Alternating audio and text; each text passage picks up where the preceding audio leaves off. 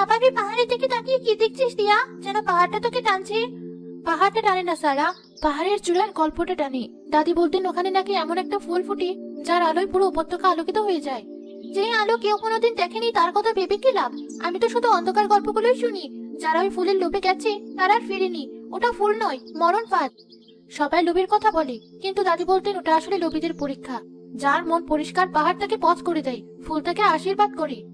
এসব হলো মন ভোলানো গল্প। আমাদের যা আছে তা নিয়ে সুখী থাকা উচিত। আকাশ থেকে সোনা পড়বে এমন আশা করা বোকামি। দেখছিস না এবছর ফসল কেমন কম হলো, আকাশটাও কেমন যেন ফ্যাকাশে। সবার মনে চিন্তা।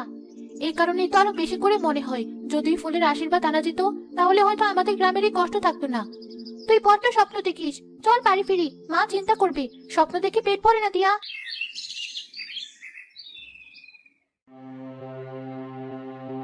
প্রধান মশাই, এই বছর তো না খেয়ে মরতে হবে। নদীর পানিও কেমন ঘোলা হয়ে আসছে। আমি নিজেও খুব চিন্তিত। প্রকৃতির এই রূপ আমি আগে কখনো দেখিনি। মনে হচ্ছে যেন কোনো অভিশাপ আমাদের দিকে ধেয়ে আসছে। অভিশাপ নয়, ওটা হলো হুঁশিয়ারি। কে আপনি? আপনাকে তো আগে এই গ্রামে দেখিনি। আমার নাম সালমা, আমি একজন পথিক। বহু দেশ ঘুরে বহু জ্ঞান অর্জন করেছি। তোমাদের গ্রামের আকাশে যে সংকটের ছায়া দেখছি তা দূর করার উপায় হয়তো আমার জানা আছে। এই উপায় আপনি কি আমাদের সাহায্য করতে পারবেন? তোমাদের এই সংকটের উৎস হলো ওই শঙ্করাজ পাহাড়। পাহাড়ের আত্মা তোমাদের উপর রুষ্ট হয়েছেন, তাই প্রকৃতি তার রূপ বদলাচ্ছে। তাকে শান্ত করতে না পারলে এই সবুজ গ্রাম মরুভূমিতে পরিণত হবে। শঙ্করাজ পাহাড়? কিন্তু আমরা তো পাহাড়ের কোনো ক্ষতি করিনি। কে তুমি মেয়ে? তোমার কণ্ঠস্বরে ভয় নেই, আছে প্রশ্ন। তোমার চোখ দুটোও দেখছি তারার মতো উজ্জ্বল। আমার নাম দিয়া। দিয়া? নামের মতোই আলো আছে তোমার মধ্যে। শোনো, পাহাড়ের আত্মা কোনো ব্যক্তির উপর রুষ্ট হননি, তিনি সময়ের নিয়মে রুষ্ট হয়েছেন। তাকে শান্ত করার একটাই উপায় আছে। এসে উপায় দয়া করে বলুন। আমরা আমাদের গ্রামকে বাঁচাতে যে কোনো কিছু করতে প্রস্তুত। পাহাড়ের সর্বোচ্চ চূড়ায় একটা পরিষ্কার স্বচ্ছ হ্রদের মাঝে একটা আশ্চর্য ফুল ফোটে, শঙ্খরাজের ফুল। সেই ফুল এনে এই গ্রামের মাটিতে স্থাপন করতে হবে। ফুলের শক্তিতে পাহাড়ের ক্রোধ শান্ত করবে। কিন্তু ওই পাহাড়ে তো কেউ গিয়ে ফিরে আসে না। আপনি কি আমাদের গ্রামের কাউকে মৃত্যুর মুখে ঠেলে দিতে চাইছেন? ভয় আর সংশয় কেবল তাদেরই হয় যাদের বিশ্বাস দুর্বল। আমি তো বলিনি যে কাউকে মৃত্যুর মুখে যেতে হবে। এই কাজ কেবল সেই করতে পারবে যার হৃদয় কাজের মতো স্বচ্ছ, যার মনে কোনো লোভ নেই আর যার সাহস অটুট। আমাদের গ্রামে এমন কে আছে? আমার জ্ঞান বলছে এই মেয়েটির মধ্যে সেই গুণ আছে। এর আত্মা নিষ্পাপ, পাহাড়ের পথ আটকাতে পারবে না। কিন্তু আমি তো। তুমিই পারবে দিয়া। এই গ্রামের মানুষের ভাগ্য এখন তোমার হাতে। তুমি কি তোমার গ্রামবাসীর জন্য এই ঝুঁকি নিতে প্রস্তুত নও? দিয়া না, এই মহিলার কথা বিশ্বাস করিস না। সে তোকে বিপদে ফেলতে চাইছে। এটা কোনো ষড়যন্ত্র হতে পারে। সারা, শান্ত হও। উনি আমাদের ভালোর কথাই বলছেন। দিয়া মা, তোমার উপর কোনো জ্বর নেই। যদি তোমার মন সায় দেয়। যদি আমার একার চেষ্টায় পুরো গ্রাম বেঁচে যায় তাহলে আমি ঝুঁকি নিতে প্রস্তুত। আমি যাবো শঙ্করাজ পাহাড়ে। আমি জানতাম তোমার মধ্যেই আছে গ্রামের রক্ষা কবচ। এই নাও আমার এই স্বচ্ছ পাথরের মালা। এটা কোনো সাধারণ মালা নয়, এটা তোমাকে পথের দিশা দেখাবে, বিপদ থেকে রক্ষা করবে আর তোমার সাহসকে দ্বিগুণ করবে। টিয়া, শেষবারের মতো বলছি, যাস না। আমার মন বলছে কিছু একটা ভুল হচ্ছে। আমার উপর বিশ্বাস রাখ সারা, আমি খুব তাড়াতাড়ি ফিরে আসবো আমাদের গ্রামের জন্য নতুন সকাল নিয়ে। পথটা কি ভীষণ নির্জন, পাতা পড়ার শব্দেও চমকে উঠছে। সালমাপুরি বলেছেন এই মালা আমাকে পথ দেখাবে, কিন্তু আমার তো সবকিছু গোলক ধাঁধার মতো লাগছে। ডান দিকে যাবো নাকি বাঁ দিকে? হঠাৎ সামনে এক রহস্যময় বৃদ্ধা এসে দাঁড়ায়। তার চুল ধবধবে সাদা, হাতে একটি অদ্ভুত নকশার লাঠি। পথ হারিয়েছো কন্যা, নাকি নিজেকেই হারিয়ে ফেলেছো? আপনি কি এখানে একা একা কি করছেন? আমি এই পাহাড়ের প্রহরী। আমি তাদেরই পথ দেখাই যারা পথ খুঁজতে আসে। কিন্তু তুমি তো অন্যের দেখানো পথে চলছো, তাই না? আমি শঙ্করাজের ফুল আনতে এসেছি। আমাদের গ্রামকে বাঁচাতে হবে। বাঁচাতে, নাকি কারো লোভের সামগ্রী হতে? যে তোমাকে পাঠিয়েছে সে কি তোমাকে ফুলের কথা বলেছে, নাকি ক্ষমতার কথা বলেছে?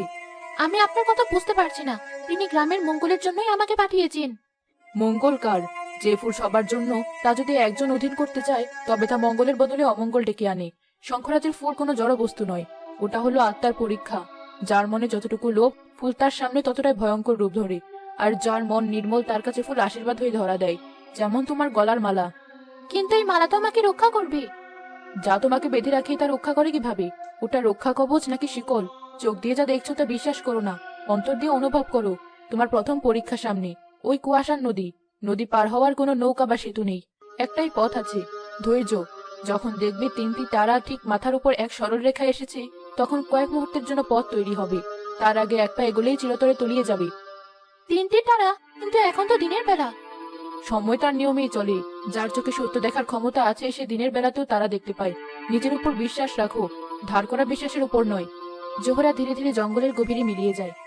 কি অদ্ভুত কথা বলে গেলেন, কিন্তু সালমা বুড়ির উপর আমার পূর্ণ বিশ্বাস আছে। তিনি নিশ্চয়ই খারাপ কিছু চাইবেন না।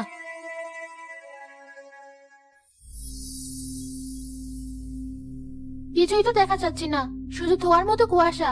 এর ভেতর নদী আছে নাকি অতল গভীর, কিছুই তো বোঝার উপায় নেই। জোহরার কথা শুনবো নাকি মালার উপর ভরসা করে এগিয়ে যাব? হঠাৎ দিয়ার গলার মালাটা হালকা উষ্ণ হয়ে ওঠে। মালাটা উষ্ণ হচ্ছে, তার মানে কি এটা এগিয়ে যাওয়ার সংকেত? সালমা বুড়ি বলেছিলেন এটা আমাকে পথ দেখাবে। দিয়া পা বাড়াতে যায়, কিন্তু জোহরার কথা মনে পড়ে যায় তার। না, আমি তাড়াহুড়ো করব না, আমি অপেক্ষা করব। যদি জোহরার কথা সত্যি হয় তাহলে ধৈর্যই আমার প্রথম পরীক্ষা। আমি এখানে বসবো, দেখবো সময় কি বলে। পাহাড়ি রাস্তা, আমার উদ্দেশ্য সৎ হলে আমাকে পথ দেখাও। আমি কোনো লোভ নিয়ে আসিনি, আমি শুধু আমার গ্রামের মানুষদের মুখের হাসি ফিরিয়ে দিতে এসেছি। অনেকক্ষণ কেটে যায়, 1 ঘন্টা 2 ঘন্টা। দিয়ার ধৈর্যচ্যুতি হওয়ার উপক্রম হয়। আর কতক্ষণ? আমার কি ভুল হলো? সালমা বুড়ির কথা অমান্য করে কি ঠিক হলো? সে চোখ তুলে তাকায়। কুয়াশার চাদরের উপর দিয়ে সে স্পষ্ট দেখতে পায় 3টি উজ্জ্বল বিন্দু ধীরে ধীরে এক সরল রেখায় আসছে।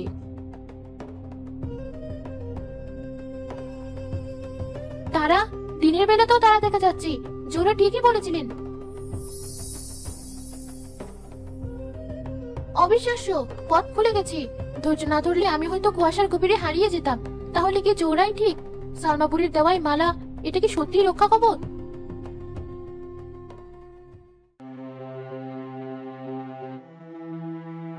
দিয়া মেয়েটা সেই যে গেল, এখনো ফিরলো না। ওর জন্য খুব চিন্তা হচ্ছে। ওর সাহস আছে, আর সালমাপুরি ওর সাথে রক্ষা কবচ দিয়েছেন। ও ঠিক ফিরে আসবে। ওটা রক্ষা কবচ নাকি ফাঁদটা কে জানি। আপনাদের সবাইকে মাথা খারাপ হয়ে গেছে? একজন অচেনা মহিলার কথায় গ্রামের সবচেয়ে সরল মেয়েটাকে আপনারা মৃত্যুর মুখে ঠেলে দিলেন। মুখ সামলে কথা বলো সারা। তুমি কি চাও না যে আমাদের গ্রাম বেঁচে উঠুক? আমি চাই, কিন্তু এভাবে অন্ধবিশ্বাসের উপর ভর করে নয়। ওই সালমা নামের মহিলাটা এখানে আসার পর থেকে আমার সবকিছু কেমন গোলমেলে লাগছে। সে আসার আগে তো আমরা পাহাড় নিয়ে তো ভাবিনি। সংশয়বাদীরা সবসময় ভালোর মধ্যে মন্দ খুঁজে বেড়ায়। তোমার বান্ধবী তার জীবনের ঝুঁকি নিয়ে গ্রামকে বাঁচাতে গেছে, আর তুমি এখানে দাঁড়িয়ে তার উদ্দেশ্যকে অপমান করছো। আমি ওর উদ্দেশ্যকে অপমান করছি না, আপনার উদ্দেশ্য নিয়ে আমার সন্দেহ আছে। আপনি কে? কোথা থেকে এসেছেন? কেন আপনি দিয়াকে বেছে নিলেন? আমি তাকেই বেছে নিয়েছি যার আত্মার নিষ্পাপ। তোমার মতো যার মনে এত প্রশ্ন, এত সন্দেহ, পাহাড় তাকে প্রবেশ করতে দিত না। তোমার অবিশ্বাসের কারণেই হয়তো দিয়ার যাত্রাপথ আরো কঠিন হয়ে উঠছে। ঠিকই তো, এই মেয়েটা একটা অশুভ। ও আমাদের ভালো চায় না। টিয়া ফিরে না এলে এর দায় কিন্তু তোমাকে নিতে হবে সারা। আমি শুধু আমার বন্ধুকে বাঁচাতে চেয়েছিলাম, আপনারা কেউই বুঝতে পারছেন না, কেউই না। বোকা মেয়ে, তোর বান্ধবী এখন আমার হাতের পুতুল। সে আমাকে সেই ফুলের কাছে নিয়ে যাচ্ছে, যা আমাকে অসীম ক্ষমতার অধিকারী করবে। আর তোরা সবাই এখানে বসে আমারই জয়গান গাইবি।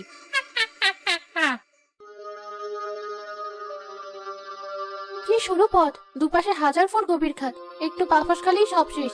কিন্তু আমার ভয় করছি না। কুয়াশার নদী পার হওয়ার পর আমার আত্মবিশ্বাস অনেক বেড়ে গেছে। হঠাৎ তার গলার মালাটা অসম্ভব গরম হয়ে একটি কালো ধোঁয়া বের হতে শুরু করে। দিয়ার মাথা ঘুরতে শুরু করে। কি হচ্ছে এটা? মালাটা এমন করছে কেন? আমার দম বন্ধ হয়ে আসছে। ভয় পেও না দিয়া, আমি তোমার সাথেই আছি। আর একটুখানি পথ। সালমা বুড়ি, আপনি? তুমি ক্লান্ত, তাই এমন মনে হচ্ছে। ভাবো তো দিয়া, ফুলটা পাওয়ার পর তোমার জীবন কেমন হবে? তুমি হবে গ্রামের সবচেয়ে সম্মানীয় ব্যক্তি। সবাই তোমার কথা শুনবে। গ্রাম প্রধানও তোমার পরামর্শ ছাড়া কোনো কাজ করবে না। তুমি যা চাইবে তাই পাবে। সম্মান? আমি তো শুধু সবার ভালো করতে চেয়েছি। ভালো তো হবেই, কিন্তু ক্ষমতা ছাড়া কি কারো ভালো করা যায়? ফুলটা তোমাকে সেই ক্ষমতা দেবে। তুমি হবে শঙ্খরাজ পাহাড়ের রানী।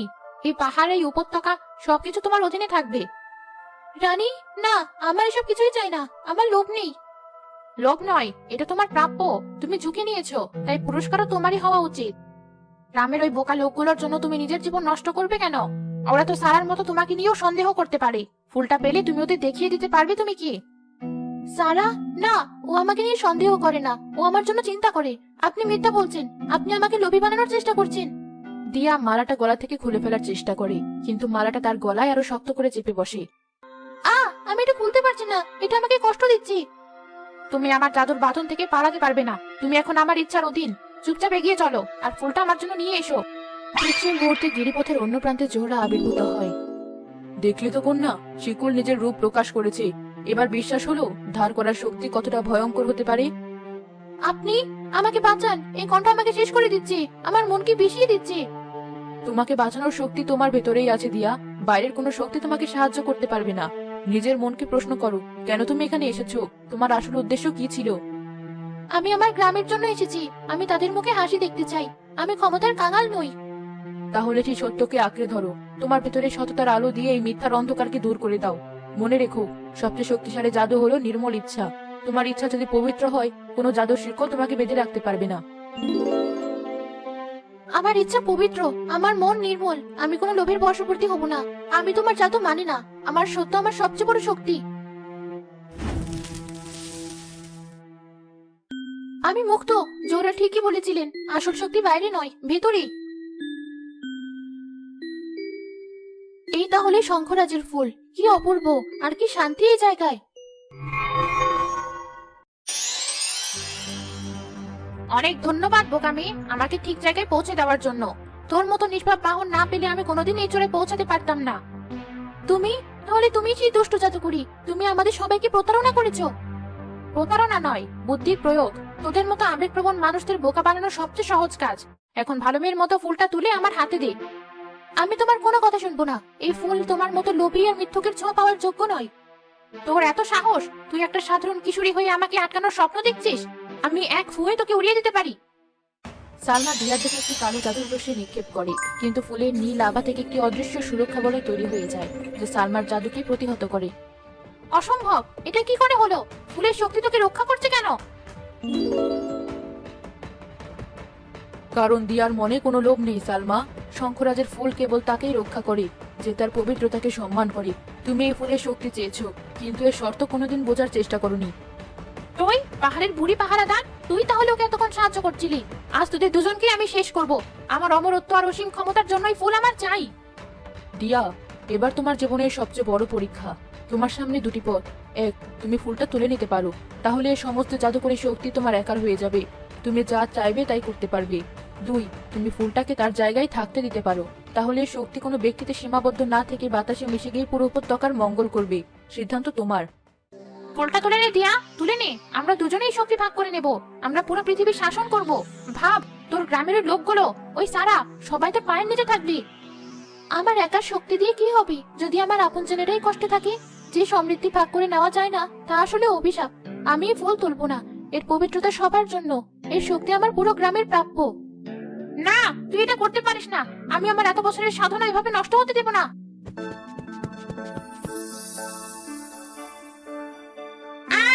এই আলো, আমার শরীর পুড়ে যাচ্ছে, আমার জাদু গলে যাচ্ছে, আমার শক্তি না।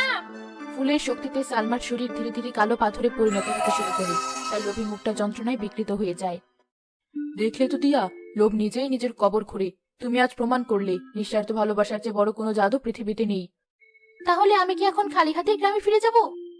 তুমি খালি হাতে যাচ্ছ না, তুমি এমন এক সত্য নিয়ে যাচ্ছ যা হাজারটা জাদুকরী ফুলের চেয়েও দামি। দিয়া দেখতে পায় ফুল থেকে সোনালী রেণু বের হয়ে বাতাসের সাথে মিশে ধীরে ধীরে নিজের গ্রামের দিকে ছড়িয়ে পড়ছে। এই হলো শঙ্খরাজের আসল শক্তি, যা কোনোদিন শেষ হবে না, কারণ তুমি লোভকে জয় করেছো। এবার ফিরে যাও, তোমার গ্রাম তোমার জন্য অপেক্ষা করছে। দিয়া, তুই বেঁচে আছিস? আমি তোকে আর কোনোদিন দেখতে পাবো না ভেবেছিলাম। আমি তোকে বলেছিলাম না ফিরে আসবো। তুই এত কাঁদছিস কেন? আমি তোর সাথে খুব খারাপ ব্যবহার করেছি। আমি তোকে বিশ্বাস করিনি। আমি ওই ডাইনির কথায় গ্রামবাসীদের সামনে আমাকে ক্ষমা করে দিয়ে দিয়া। তুই কোনো ভুল করিসনি। তুই যা করেছিস আমার ভালোর জন্যই করেছিস। তোর সন্দেহটাই ঠিক ছিল, ওই সালমা একজন জাদুকরী ছিল। তাহলে ফুল, গ্রামের বিপদ সবই ছিল ওর বানানো নাটক। কিন্তু নাটকের জন্যই আমি এক বড় সত্যি জানতে পারলাম। চল, সবাইকে বলতে হবে। দিয়া, তুমি ফিরে এসেছো মা। আমরা তোমার জন্য অপেক্ষা করছিলাম, কিন্তু ফুল কোথায়? ফুল তার নিজের জায়গায় সবচেয়ে সুন্দর, তাকে আনার কোনো প্রয়োজন নেই। তার মানে তুমি ফুল আনতে পারোনি? তাহলে আমাদের কি হবে? সালমা বুড়ি তো। কোনো সালমা বুড়ি নেই, সে ছিল এক প্রতারক জাদুকরী। সে তার নিজের লোভের আগুনে নিজেই পুড়ে গেছে। আমাদের গ্রামের উপর কোনো বিপদ ছিল না, আর এখনো নেই। দিয়া পুরো ঘটনা গ্রামবাসীদের খুলে বলে। সবাই স্তব্ধ হয়ে শুনতে থাকে। তার মানে আসল শক্তি কোনো ফুলে নয়, আমাদের নিজেদের সততা আর নিষ্পাপ মনের মধ্যে? হ্যাঁ, শঙ্খরাজের ফুল অভিশপ্ত নয়, ওটা হলো সততা আর শক্তির প্রতীক। কিন্তু সেই শক্তি কেবল তারাই অনুভব করতে পারে যারা নিঃস্বার্থ।